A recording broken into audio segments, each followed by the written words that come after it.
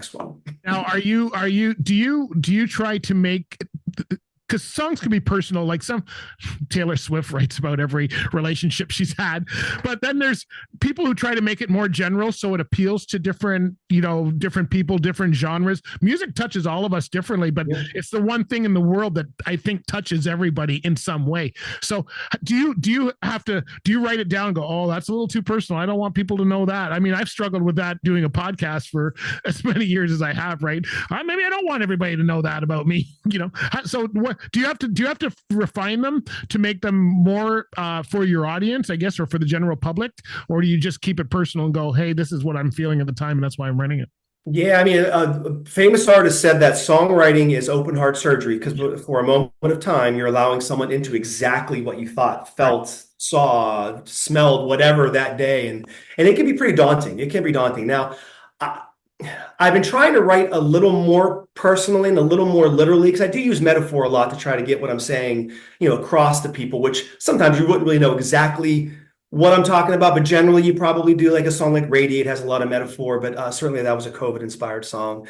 But I'm writing more personally, but I so far have not done anything that I felt like, whoa, like, wait a minute, it's either going to shun people or bring more people in. I would say maybe the most personal song maybe I've ever written, my producer and I just finished. You'll have it. It's going to be released in January. Okay. So that's how far ahead of the game we are. Oh, wow. That's a very, very, very personal song. Oh, that's cool. So that's coming in January. Yeah, let's talk marketing. There's a few people, you're very good at marketing. I must say the stuff that you do, I don't even know how you have time to do all of that stuff, because I see you do it for other stations as well as ours, and little promos and thank yous, and I'm going, wow, like, I mean, that's a lot of work. I know how much work that is. So how did you get yourself marketed out there? Was it just learning things like Spotify and Facebook, or have you, I guess, what's the end goal for when you get so much, because you got a great following and everything. I see it on your pages. Yeah, thank you. No, again, like, over COVID, I didn't know anything about anything. So I just studied voraciously. I watched how other musicians were doing it. I had a couple of mentors, a guy named Steve Larkin and a guy named Marshall McLuhan, who were kind of mentors to me, and kind of, I didn't know what a Facebook business page was. Like, you just don't know any of this stuff. I didn't know what a reel was. And I didn't know that I needed a software program to make reels, other than my phone. I don't do things on my phone. I need a laptop. Yeah. I didn't know any of that stuff. And I just watched how other people did it. And I made a bet with myself that if a radio station like you, and some of you people get hundreds of emails, whether it's a day or a week. I mean, you get a lot of knuckleheads like me saying, hey, play my stuff. If you take the time to program me, to put me in, to tag me, for the love of God, I'm going to make an appreciation reel with your logo to say thank you for choosing my song, which you have hundreds of other songs to choose from. And I know we're not in competition, but to me, it's all crap, because we are. You only have certain many songs you can play in a day, or in a segment, or in a show. And if I made the cut, I'm going to thank you for that. No, I appreciate that. It is very hard to decide, and that's why I started this preferred artist program, which we're going to be expanding it here shortly. And I'm 99.9% sure you're going to be involved.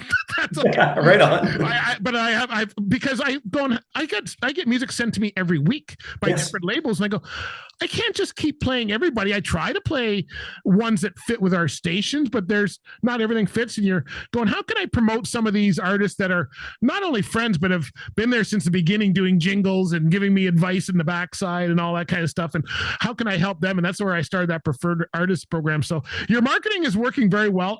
Everybody sees you. And I like it. So how can we help you from a radio station standpoint? Because the radio stations that you hear on the radio, the general FM stations and stuff, they have their artists. They're tied to a label for the most. I'm not tied to anybody. No, you're not. How do I help you? I feel, okay, I'm playing their song. I struggle with how artists make money. And I'm an artist myself. I'm a cartoonist, a caricature artist, all of that. So I understand the arts and your craft and making money. I don't know how musicians are doing it. The days of, a label picking you guys up, paying you millions, and those days are gone. And I don't, very gone. At 5 cents or whatever they pay you for a stream. How do you make money doing this? Are we doing it for just the love of the craft? It's very challenging. So ever since the streaming services came around, the money shifted. So think about this. Think about 20 years ago. I have a single. So I have a single out, Beautiful Day. It charted at #1 in the World Indie Music Chart a couple years ago in May.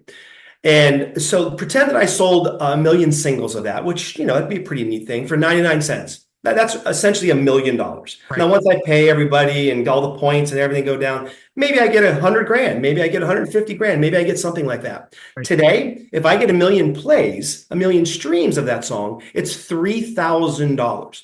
Wow. That money shifted from the musician, from the artist, to who, to the Yeah. people who run the streaming Right. services, the Daniel X of the world, who make billions of dollars. Right. So the only way to make money these days are touring like a dog, playing as much as you can, merch, which, let's be honest, merch is kind of a joke. I mean, I don't know many people who are going to wear a Michael Botte band t-shirt. I just don't. Maybe they're out there. Yeah. Maybe they're out there, but I don't know that many. Right. Or music sync licensing, which is becoming more and more popular to try to write music for movie, TV, film, that kind of thing. It's very, very challenging, which is why I have a full-time job that Right. funds my creative side. Right. But then